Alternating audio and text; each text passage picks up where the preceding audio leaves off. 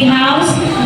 Mag-start sa 7 p.m. Amen. Akong gidadasig ang atong mga kaubanan sa Digos nga mo magpadilaab sa itong buhay ka Diyos. Amen. So, among ginahangyo sa una, nagsugod na sa daghan, hindi na tuwayaan nga, mapalong lang ang kadasig ni Lord. Amen. So, akong kaya matagusa na tinguhaon na to, makakauban ka sa ito Bible study or hosting every Monday. So, every Tuesday po, na po yung Bible study or hosting din sa Coronon, sa Mantalaba Residence. Mag-start siya at 3:30 p.m. So, akong gihangin po ang tanan nga taga Santa Cruz nga magtinguhagin po nga magkauban sa Bible study. Amen? So, every Thursday and Friday natay chain prayer. So, katong lingkumit, akong ginarimahin karon nga pagmatinudanon ta sa atong kumit sa tubig nga Dios. Ug katong gusto po na mo kumit, ako pong ginadasig ka matagusan ato lang ko si Pastor Rizal para sa atong schedule. Amen. So every Sunday after service 2:30 p.m. na ay evangelism. So pag-abot lang sa luti. Amen. So Women's Fellowship every Wednesday akong gihangyo ang mga kababainhan. So natay house to house Women's Fellowship. So, mag-update lang sa GC. Abang-abang lang ka sa GC mga women's. Amen? So, Youth Fellowship, November 23, Thursday, after lunch. Kano saan ni? Karon. So, naay Youth Fellowship karon. After sa lunch, akong giyari ang mga bata doon na makapinta sa fellowship. Amen? November 30, na po yung pagabuhaton ng water baptism. So, doon lang ninyo si Sister Marian kung nagkuha nga mabaptismuhan. So, ginaawan na ko nga mo na opportunity mga igsuon. Amen. So, kaniyog lang ko doon kay Sis Marian dito lang magpadista.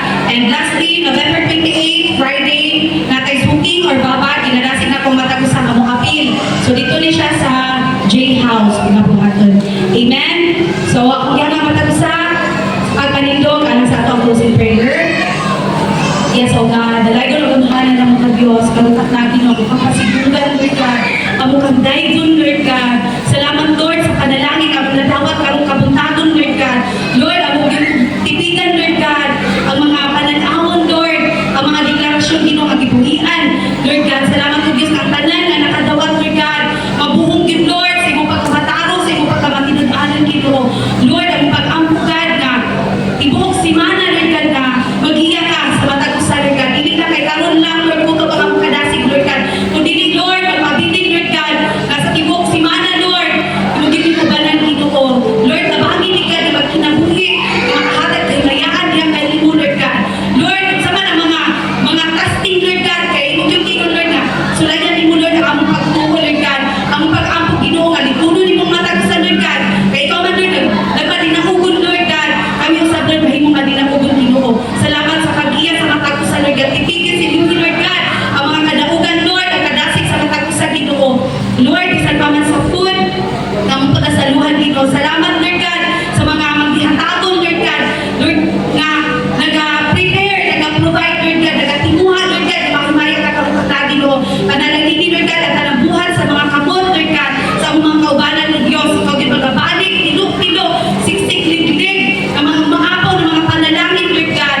Lord, bless, Lord God, ang tanambuhan sa mga kamot, Ginoo. And Lord, hindi pa man, Lord, sa matapos sa Ginoo, ang pagkikapit ni Lord God, ginadiklahan ng Ginoo, ang kiningapon, Lord God, ang pagkasal mga taginigugal kabaspog sa among mga panglawas, Lord God. And Lord, ibig sa among pagpamangkuli, Ginoo. Lord, ano na ka nga mag-auban sa matagusan, Lord God. Lord, ibahin ka matagusan, Lord God, sa imuhang presensya, sa imuhang gugma, Lord God, na wala kayo sa Lord, na mupalayo o mutaliko na kanimo, Ginoo. Lord, pipili, Lord God, na matagusan makalahutay, Lord God. Salamat po, Diyos, sa imong pagkamatinudanon. Salamat sa imong dakong grasya, Lord God. Kakanunay, Lord, na muna tagawang taman, Ginoo.